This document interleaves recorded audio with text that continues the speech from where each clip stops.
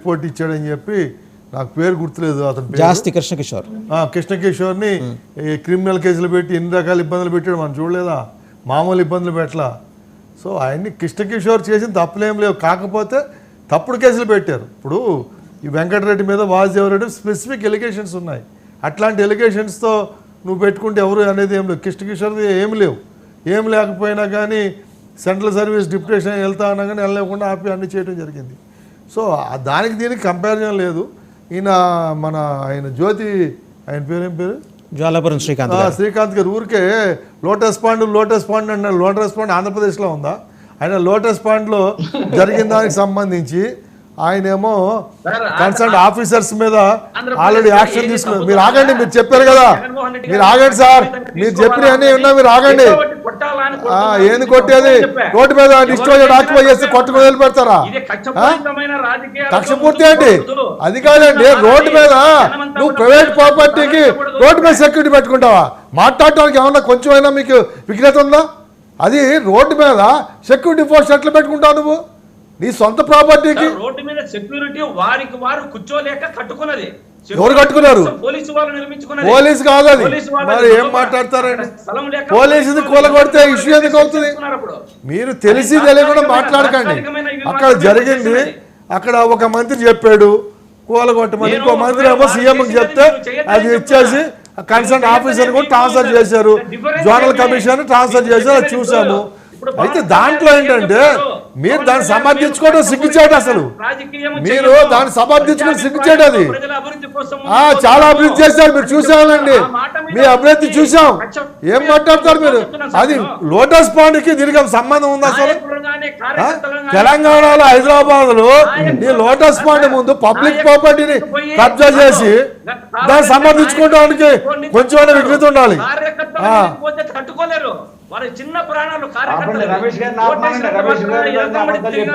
ఏం మాట్లాడతారండి మీరు? మీరు చాలా సిగ్గుపడాలి. మీరు అది మాట్లాడతారు. లోటస్ పాండ్ గురించి మాట్లాడక మీరు సిగ్గుపడాలి. లోటస్ పాండ్ గురించి మాట్లాడక మీరు సిగ్గుపడాలి. లోటస్ పాండ్ అనేది పబ్లిక్ ప్లేస్ లో నువ్వు ఎట్లా కట్టుకుంటావు? ఇప్పుడు లోటస్ పాండ్ లో సెక్యూరిటీ పాయింట్ ఎవరికి? లోటస్ పాండ్ కి. లోటస్ పాండ్ సెక్యూరిటీ పాయింట్ కట్టుకుని దాన్ని సమర్థించుకోవటం సిగ్గుచేడు కదా అది? ఏ తాత్కాలిక? ఎన్నేళ్ళ నుంచి ఉంది అది తాత్కాలికమా? లోటస్ పాండ్ కట్టి ఎన్నేళ్ళు అయింది? 10 ఏళ్ళు అయింది. ఏం మాట్లాడతారు తాత్కాలికమని? ఏం మాట్లాడతారండి మీరు?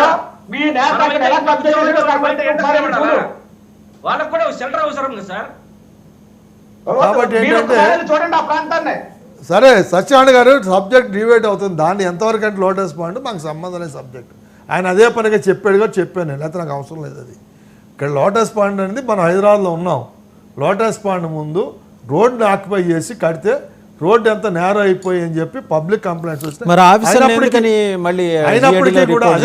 అయినప్పటికీ కూడా దాంట్లో మనకు వచ్చిన ఇన్ఫర్మేషన్ ఏంటంటే ఒక మంత్రి గారి దృష్టికి వెళ్తే ఆయన కొట్టేమన్నాడు, దాని మీద ఇంకో మంత్రి గారు మళ్ళీ సీఎం గారి దృష్టికి తీసుకొచ్చి దాని మీద జోనల్ కమిషన్ ట్రాన్స్ఫర్ చేశారు అనేది వచ్చిన సారాంశం. అది ఇంకా వాస్తవాలు డెప్త్కి వెళ్తే కానీ తెలియదు మనకి ఏ మంత్రి చెప్పాడు ఏ మంత్రి చెప్పలేదు. when it was done in the larger interest of the public, ఆఫీసర్ని ఎందుకు ట్రాన్స్ఫర్ చేయాలి అర్థం కావట్లేదు. అదే మరి పొలిటికల్ ఇంట్రెస్ట్. ఏం ఇంట్రెస్ట్ ఉంటాయి ఇక్కడ ఉన్నది? రేవంత్ రెడ్డి గారు అంటే ఈ ప్రభుత్వం తెలంగాణలో ఉన్నటువంటి కాంగ్రెస్ ప్రభుత్వంలో కూడా జగన్మోహన్ రెడ్డితో అండగా ఉన్నారని అర్థం.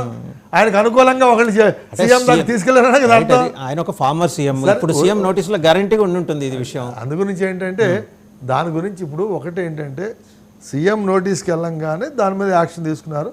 సీఎం నోటీస్కి వెళ్ళింది అనేది ఇంతవరకు ముందుగా డిమాలిషన్ పేపర్లో వచ్చాక అదే తప్ప కొట్టే ముందు సీఎంకి చేశారా లేదనేది జోనల్ కమిషనర్కి సీఎంతో యాక్సెస్ ఉండే పరిస్థితి అయితే ఉండవు.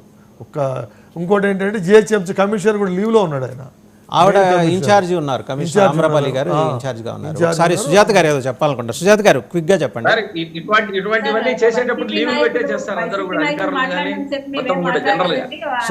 సుజాత గారు మీరు మాట్లాడండి. సుజాత గారు, వైసీపీ నాయకులు దయచేసి మీరు మాటలను వక్రీకరించొద్దండి. మేము ప్రజల్ని తప్పు పట్టలేదు. 40% ప్రజలు ఇంకా అమాయకంగా జగన్మోహన్ రెడ్డి గారిని నమ్ముతున్నారు.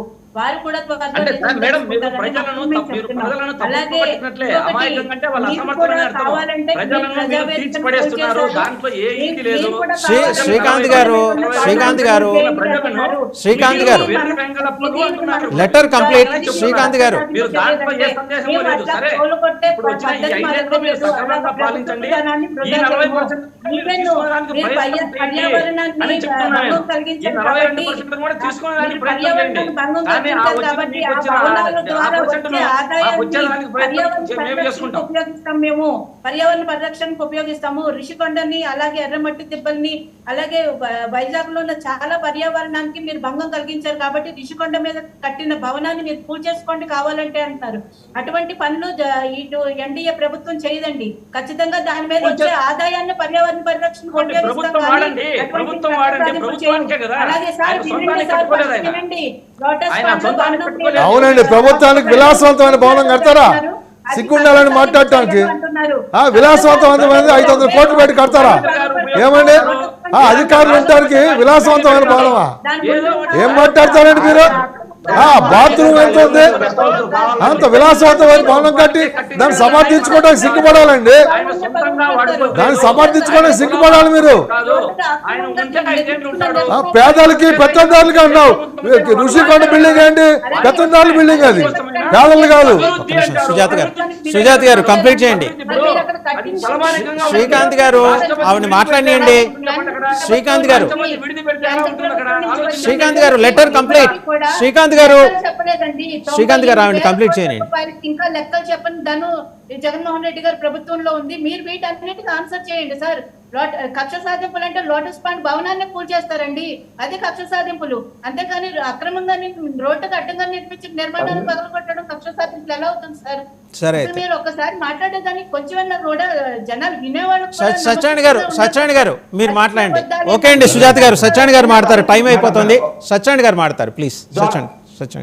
నేను జోలాపూర్ శ్రీకాంత్ గారిని 4 క్వశ్చన్ స్ట్రైట్ గా అడుగుతున్నాను సార్. శ్రీకాంత్ గారు, ప్రజావేదిక కూల్చివేత్త తప్ప రైటా?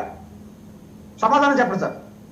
సార్ ప్రజావేదిక కూల్చడం కూడా అప్పుడు అక్రమ కట్టడాలు అని కూల్చారు, అధికారులు ఇచ్చారు.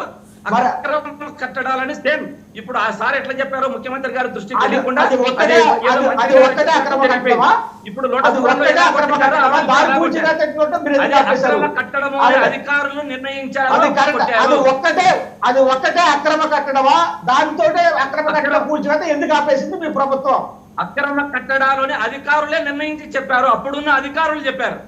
అది ముఖ్యమంత్రి గారికి నివేదిక ఇచ్చారు, వారు కొట్టమని చెప్పారు. ఇంకా అది తప్పారంటే మీరే చెప్పాలి. అధికారులు ఇవ్వలేదు, ఎవరు ఇవ్వలేదండి. ఎందుకు అబద్ధాలు చెప్తారు? ఇంకా ఇప్పుడు ప్రజలు ఇంత మ్యాండేట్ ఇచ్చి మిమ్మల్ని ఇంట్లో కూర్చోబెట్టా ఇంకా అబద్ధాలు ప్రచారాలు చేయని చూస్తారు. మీరు ప్రజావేదిక 4 కోట్లు ఖర్చు అయిందని 500 కోట్లతో పోలుస్తున్నారండి మీరు. మీకు ఏమైనా మాట్లాడేది హేతుబద్ధత ఉంది? అసలు 4 కోట్ల ప్రజావేదిక ఖర్చు అయితే 500 కోట్లు ఋషికొండ పోలుస్తారంటే మీకు ఏమే హేతుబద్ధత ఉంది అసలు? అన్ని అబద్ధాలు చెప్పకండి. ఇంకా అబద్ధాలతో కాలక్షేపం చేయొద్దు, అబద్ధాలతో కాలక్షేపం చేయొద్దు. అరే ఏం నిర్ణయిస్తారండి? చెప్తా ఉన్నారు.